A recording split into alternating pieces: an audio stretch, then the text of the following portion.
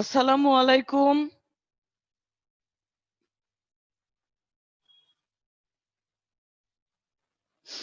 আসসালামু আলাইকুম।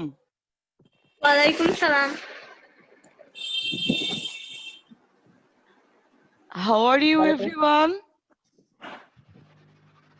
How are you everyone? Fine. আচ্ছা, কয়েকজনকে দেখতে পাচ্ছি। ঠিক আছে, এতক্ষণ কানেক্টেড হচ্ছিল না। ঠিক আছে, তোমরা কি বিষয়টা বুঝতে পেরেছো? হ্যাঁ ইয়েস ম্যাম। হ্যাঁ, আচ্ছা, কানেক্টেড হয়েছে। তাহলে আমরা আমাদের ক্লাসে চলে যাই। তোমরা এই যে এখানে টপিক কি দেয়া আছে দেখতে পাচ্ছো? বোর্ড দেখা যায়? Yes ma'am. Voice. Voice, right.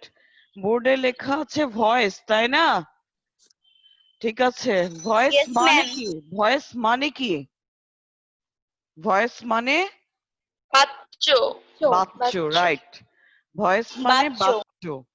তাহলে তোমার যেহেতু দেরি হয়ে গেছে আর এগুলো তোমাদের জানা টপিক, তাহলে আমরা একটু সরাসরি খুব দ্রুত প্র্যাকটিসে চলে যাই। কি বলো?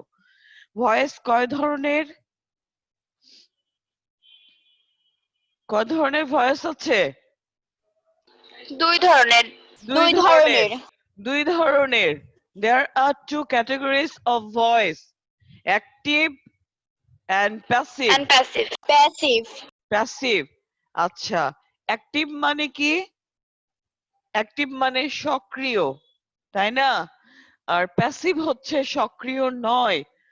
অ্যাক্টিভ মানে কি? সক্রিয়। সক্রিয়। সক্রিয়। আর প্যাসিভ মানে সক্রিয় নয়, নিষ্ক্রিয়। নিষ্ক্রিয় বলা যাবে না, আসলে সক্রিয় নয় ভয়েসের ক্ষেত্রে। দেখো এবার, তাহলে কি হলো? অ্যাক্টিভ সেই ভয়েস যেখানে কর্তা সাবজেক্ট নিজেই কাজটি করে। আর প্যাসিভ কি? তাহলে কর্তার উপরে মনে হচ্ছে যেন কাজটি চাপিয়ে দেয়া হয়, সে করতে চায় না বাট তাকে জোর করে করানো হয়, এমন মনে হয় শুনতে। আচ্ছা, তোমরা এখানে দেখতে পাচ্ছ অ্যাক্টিভ আর প্যাসিভ দুটো চার্ট রাখা হয়েছে। এইটা নিয়ে তোমাদের অনেক কনফিউশন হয়, মনে রাখতে অনেক প্রবলেম হয়। এই জন্য আমি একটা ছোট্ট দেখো চার্ট করে ফেলেছি। এই চার্টটা যদি তোমরা একটু দেখে একটু মেমোরাইজ করে ফেলতে পারো, তাহলে ভয়েস তোমাদের কাছে অনেক সহজ। দেখো এখানে কি বলেছি? অ্যাক্টিভে থাকবে কি? অ্যাক্টিভে থাকবে কি? V1। তাহলে প্যাসিভে কি হবে? অ্যামিজার সাবজেক্টের পরে, সাবজেক্টের পরে হবে অ্যামিজার, তারপরে কি হবে? V3। তারপরে দেখো অ্যাক্টিভে থাকতে পারে V2। V2 অর্থাৎ ভার্বের পাস্ট ফর্ম। V2 মানে ভার্বের কোন form? Past form. Past form. Past ফর্মে থাকলে ওয়াজ আর নিতে হবে সাবজেক্টের পরে, ঠিক আছে, পার্সন অনুযায়ী, এবং V3 হবে। V3 মানে past participle form of verb. Have, has, had প্রশ্ন থাকতে পারে, তখন তোমাকে নিতে হবে বিন। কি নিতে হবে? বিন প্লাস V3, তাই না? যেটা থাকবে সেটার জন্য আসবে কি? সাবজেক্টের পরে হ্যাভ, হ্যাজ, হ্যাড পার্সন অনুযায়ী আসবে, তারপরে হবে বিন প্লাস V3। তারপরে কি লিখেছি? am, is, are, was, were। এখানে ছোট্ট জায়গার জন্য আমি আসলে এইটুকু লিখেছি। এখানে আরো থাকতে পারতো shall be, will be, অর্থাৎ কন্টিনিউয়াস টেন্সে যেগুলো থাকে, যে ভার্ব গুলো কন্টিনিউয়াস টেন্সে থাকে, অক্সিলারি ভার্ব গুলো am, is, are, was, were, shall be, will be থাকতে পারে। তারপরে কি? shall be, will be এর পরে আইএনজি, অর্থাৎ ভার্বের সাথে কি হবে? আইএনজি হবে। ভার্ব প্লাস আইএনজি এরকম থাকলে এই ক্ষেত্রে আসবে কি বলো? এই যে ভার্বের পরে আসবে, ভার্বের পরে কি আসবে বলো? সবাই রেসপন্স করো, সবাই করো।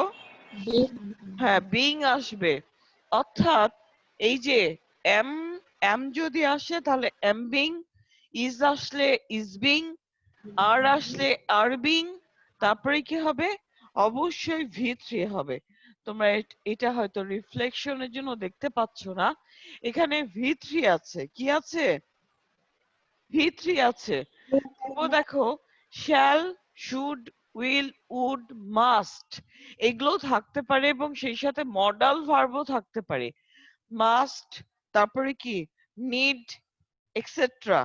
ঠিক আছে, অনেক কিছু থাকতে পারে। মে, মাইট, ক্যান, কুড ইত্যাদি অনেক কিছু থাকতে পারে। সেটার পরে তোমরা কেবলমাত্র নিবে B plus V3, B plus V3। তাহলে এই চারটা কি নেয়ার জন্য বলো তো? এই চারটা কি নেয়ার জন্য? এই চারটা হচ্ছে টেন্স অনুযায়ী আমরা যে প্যাসিভ করছি তখন অক্সিলারি ভার্বটা নেয়ার জন্য। অর্থাৎ তুমি এইটাকে যদি মনে রাখতে পারো তাহলে তোমার জন্য ভয়েস অনেক সহজ। আর আমরা তো ভয়েস চেঞ্জের নিয়ম জানি, তাও আমি একটু সংক্ষেপে বলে দিচ্ছি। নাম্বার ওয়ান, সাবজেক্ট কি হবে?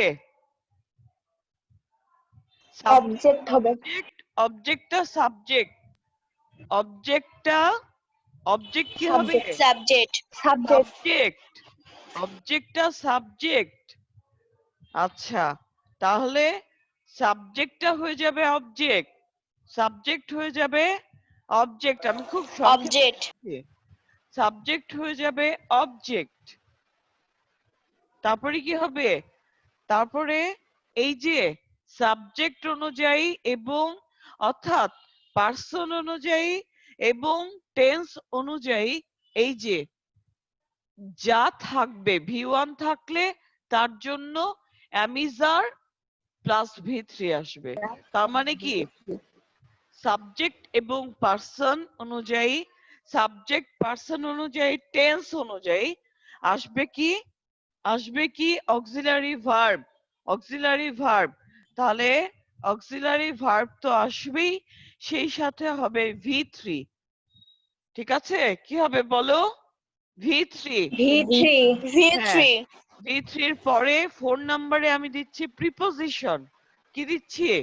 Preposition, preposition, preposition. প্রিপোজিশন কোনগুলো একটু বলো তো? In, into, on, অনটু। হ্যাঁ, তা তো আছে। ভয়েসের ক্ষেত্রে কি হবে? ভয়েসের ক্ষেত্রে বাই, টু, তারপরে দ্যাট, ইফ। হ্যাঁ, by, at, to, with, etcetera. By, তারপরে কি অ্যাট, তারপরে টু, উইথ, এগুলো আসবে, তাই না? এগুলো আসতে পারে ভার্ব অনুযায়ী। এই তো, এটা হচ্ছে অ্যাক্টিভ থেকে প্যাসিভ করার মোটামুটি নিয়ম। এখন আমরা একটু প্র্যাকটিসের দিকে চলে যাই, কি বলো? Yes, ma'am. Yes ma'am. ঠিক আছে, ঠিক আছে, একটা সেন্টেন্স খুব দ্রুত লিখে ফেলো। হি writes the answer, সে উত্তরটি লিখে। বলো এটা কোন ভয়েসে আছে, অ্যাক্টিভ না প্যাসিভ? অ্যাক্টিভ। কি করে বুঝলে বলো তো? একটু বলো তো কি করে ভার্বের বুঝলে? সাথে ই বা মানে এস কি আছে? প্রেজেন্ট ফর্মে আছে ভার্ব। হ্যাঁ হ্যাঁ, এটা তো আছেই, এবং সেই সাথে আমরা এতক্ষণ যে নিয়মগুলো জেনেছি। কোনো প্রিপোজিশন অ্যাড না। হ্যাঁ হ্যাঁ, এই যে V3 হবে, একটা প্রিপোজিশন আসবে, তারপরে কি সাবজেক্টটা অবজেক্ট হবে, অনেকগুলো ম্যাটার আছে। তো আমরা এখানে কিন্তু কোনোটাই দেখতে পাচ্ছি না। অর্থাৎ V3 হবে, তারপর একটা প্রিপোজিশন আসবে, প্রিপোজিশনের পরে আবার একটা অবজেক্ট আসবে। আমরা এখানে কিন্তু কিছুই দেখতে পাইনি প্যাসিভে থাকার মতো, তাই না? প্যাসিভে সাধারণত এইগুলো থাকবে। প্যাসিভে কি থাকবে? এইগুলো থাকবে। তাহলে এরকম কিছুই কিন্তু আমরা এখানে পাচ্ছি না। সো এটা অ্যাক্টিভে আছে। কিসে আছে? আমি খুব সংক্ষেপে লিখলাম অ্যাক্টিভ। তাহলে এবার আমরা অ্যাকর্ডিং টু দ্য রুল প্যাসিভে চলে যাই, অ্যাকর্ডিং টু দ্য রুল প্যাসিভে চলে যাই। আমি অ্যাকচুয়ালি বোর্ডটাকে তোমাদের একটু হাইলাইট করার চেষ্টা করছি, বোর্ডে অনেক কিছু আছে, আমাকে দেখা না গেলেও চলবে তাই না, আমার ভয়েস তো শোনা যায়, দেখো। Yes, ma'am. Yes, ma'am. ওকে ওকে দেখো, তাহলে এটা হচ্ছে হি সাবজেক্ট, এটা ভার্ব, ভার্ব মানে কি আছে বলো তো, এটা V1 না V2? V2. V1. ভালো ভালো করে দেখে বলো। V1. V1 হচ্ছে ভার্বের প্রেজেন্ট ফর্ম আর V2 হচ্ছে ভার্বের পাস্ট ফর্ম। Past form. হ্যাঁ, এখানে রাইটস আছে, তাহলে কোন ফর্মে আছে? Present form আছে। প্রেজেন্ট ফর্মে ফর্মে আছে। আছে। তাহলে তো আমরা দেখতে পাচ্ছি যে নাম্বার 1 এটার সাথে মিল পাচ্ছো তাই না? কিসের সাথে? নাম্বার 1 এর সাথে মিল পাওয়া Number যাচ্ছে। 1. V1. হ্যাঁ, নাম্বার 1 V1 এটা কিন্তু V1 অবস্থায় আছে, তাহলে প্রেজেন্ট ইনডিফিনিট টেন্সে আছে। আর এই যে আমাদের অবজেক্ট, এই যে আমাদের অবজেক্ট, তাহলে এই রুলেই প্রায় সবগুলোই পড়বে, কিছু এক্সেপশনাল সেন্টেন্স আছে সেই ক্ষেত্রে রুলগুলো একটু ডিফারেন্ট হবে। তাহলে দ্য অ্যান্সার, প্যাসিভ করছি কিন্তু আমরা এখন, কি করছি বলো? প্যাসিভ। খুব সংক্ষেপে দিলাম, তাহলে দ্য অ্যান্সার,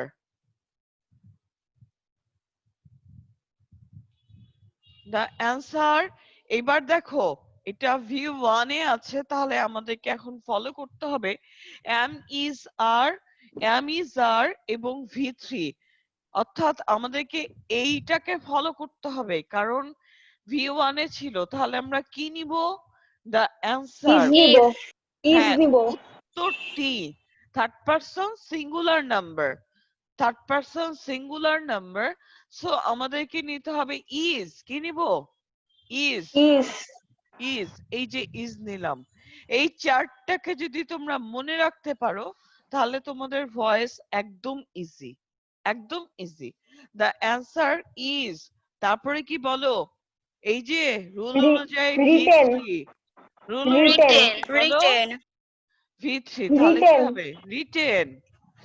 Written. রিটেন। তারপরে him.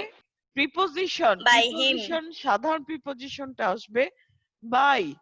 কি আসবে? বাই। তাহলে By him. সাবজেক্টটা হয়ে যাবে অবজেক্ট, অর্থাৎ এই সাবজেক্টের অবজেক্টিভ ফর্ম বাই হিম। তিনটা ফর্ম আছে, সাবজেক্টিভ, অবজেক্টিভ আর পজিটিভ, তিনটা ফর্ম আছে। ওকে, তাহলে এটা হচ্ছে অ্যান্সার। এই রুলগুলোকে ফলো করে মূলত টেন্সের গুলো সব কভার হবে। তাহলে আমি একটা সেন্টেন্স বলছি, এবার লিখো। They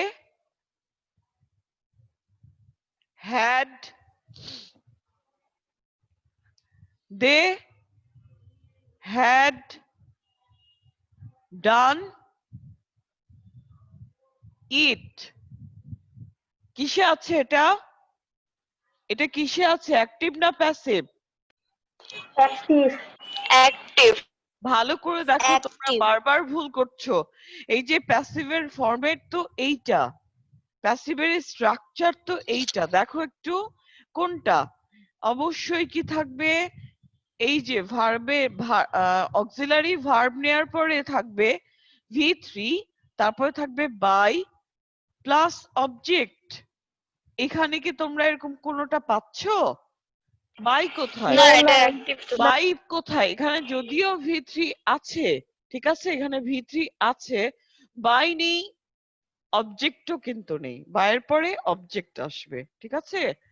তাহলে দেখো, এবার দেখো, এটা সাবজেক্ট, সাবজেক্ট, তারপরে কি বলো? এই যে হ্যাড, সাবজেক্টের পরে হ্যাড, তারপরে আছে V3, এটা টেন্স অনুযায়ী V3 হয়ে আছে, আর এইটা হচ্ছে আমাদের অবজেক্ট। তাহলে তোমরা আবার মনে রাখবে যে V3 থাকলেই কিন্তু সেটা প্যাসিভ হলো না, V3 থাকলেই কি হলো না? প্যাসিভ হলো না। এখানে এরপরে বাই থাকা উচিত ছিল, আছে? বাই তো নেই, আছে না। না, তাহলে কিন্তু এটা অবশ্যই প্যাসিভ না, এটা অ্যাক্টিভে আছে। তাহলে দেখো, according to the rule it, ইটটা হচ্ছে অবজেক্ট, যেটা হবে সাবজেক্ট। আই টি, ইট। এখন দেখো এটা কোন কোন ক্যাটাগরির সাথে মিল পাচ্ছ বলো তো? এটা নাম্বার 1 যদি, No. এটা নাম্বার 2, এটা 3, এটা 4, এটা 5, কোন ক্যাটাগরির সাথে মিল পাচ্ছ বলো? Number 3. 3. নাম্বার 3, তাই না? তাহলে আমরা এই চার্টে নাম্বার 3 কে ফলো করব। কাকে? নাম্বার 3 কে। Number 3. তাহলে ইট হ্যাড আছে, অবশ্যই আমরা হ্যাড নিব। Bin. হ্যাঁ, Had been. হ্যাড। হ্যাডের পরে কি আসবে? Bin. Bin. according to the rule bin. according to the rule কি আসবে বলো? বিন। Bin. বিন আসবে। বিনের পরে V3, এই যে V3 দেয়াই আছে। Done. ডান। তারপরে কি? By. By them. according to the rule, এই যে রুল দেয়া আছে বাই। বাইয়ের পরে এই যে দে সাবজেক্ট, এটার অবজেক্টিভ ফর্ম হচ্ছে দেম। ঠিক আছে? এই তো। কারো কোনো প্রবলেম আছে বলো? No, problem ma'am. আছে? প্রবলেম নেই। তোমরা সামনে তোমাদের সেকেন্ড সেমিস্টার এক্সাম, সো তোমরা ভয়েস অবশ্যই প্র্যাকটিস করবে। এই ভয়েসটা তোমাদের এসএসসি, এইচএসসি সবকিছুতেই কাজে লাগে। ঠিক আছে? অর্থাৎ সারা জীবন কাজে লাগবে এবং জব এক্সামেও আসে, তাহলে সব সময় কাজে লাগবে। আজকের মতো ক্লাস এইটুকুই। তোমরা এই যে এই চার্টটার নাম আমি কিন্তু দিয়েছি ম্যাজিক চার্ট। এই ম্যাজিক চার্টকে মনে রাখলে সবকিছুই সহজ ভয়েসে। এই চার্টটা মেমোরাইজ করবে। তাহলে আজকের মতো এই পর্যন্ত থাক। গুড বাই, আসসালামু আলাইকুম। Assalamu alaikum, ma'am. ওয়ালাইকুম আসসালাম। নেক্সট ক্লাসে Assalamu alaikum, ma'am. ওয়ালাইকুম আসসালাম ওয়া রাহমাতুল্লাহ। নেক্সট ক্লাসে আবারও কি হবে, এই ভয়েস নিয়েই আমরা কথা বলবো। ওকে, গুড বাই। Okay, ma'am.